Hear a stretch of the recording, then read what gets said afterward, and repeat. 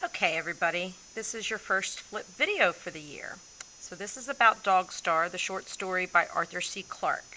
And today's lesson will be about how to recognize when a flashback begins. So we started reading the story in class, but I want to start back at the beginning because part of recognizing where a flashback begins is recognizing what's going on when the story actually opens. So let's reread the first paragraph. Follow along as I read. When I heard Leica's frantic barking, my first reaction was one of annoyance. I turned over in my bunk and murmured sleepily, "Shut up." That dreamy interlude lasted only a fraction of a second.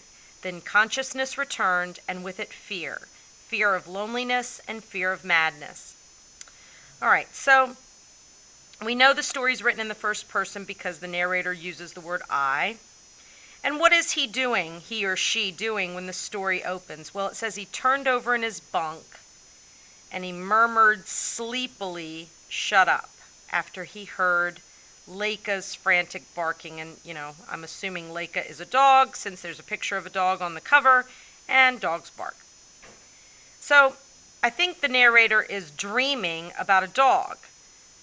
And he turns over and tells him, or he's talking to the dog in the dream saying, "Shut up." But then he wakes up. How do we know he wakes up? Because he says consciousness returned. And how does he feel when he wakes up? He feels afraid. He's lonely and he has a fear of madness. Okay, next page.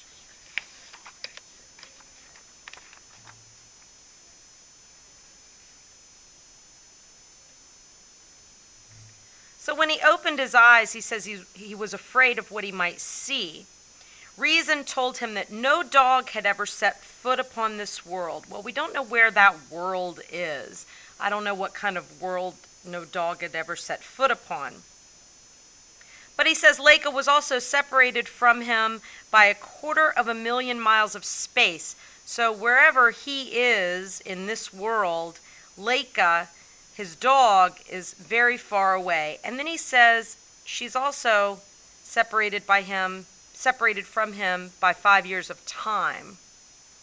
And he tells himself, "You've been dreaming, stop being a fool, open your eyes." So he's trying to talk himself, into this idea that it was just a dream. And when he wakes up, he says the tiny cabin was empty and the door was tightly closed. We still don't know where he was. But he was alone with his memories, and he was sad, and he had this sense of loss, and he longed to return to sleep. Now, we can connect with that. Have you ever had a dream that was so pleasant that you just wanted to stay asleep? You didn't want to wake up. You wanted to go back to sleep so you could continue enjoying the dream.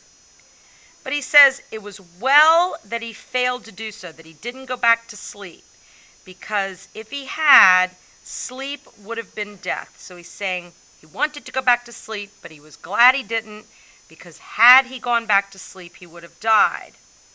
Now here's the shift. But I did not know this for another 5 seconds. And during that eternity, I was back on earth, seeking what comfort I could from the past.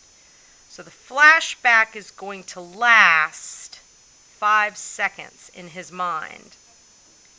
And during the flashback, he's going to go back to when he was on earth. So wherever he is now, he's not on earth. Now, although the flashback is only going to last 5 seconds for the narrator, it's going to be the bulk of the story. And during the flashback, we're going to find out how the narrator came to discover Leica and what their relationship was like. So I want you tonight to finish reading the story, and tomorrow our activity will deal with how to recognize the end of the flashback and how to look at both periods of time, the present action of the story and the flashback. All right? So have a good night. See you tomorrow.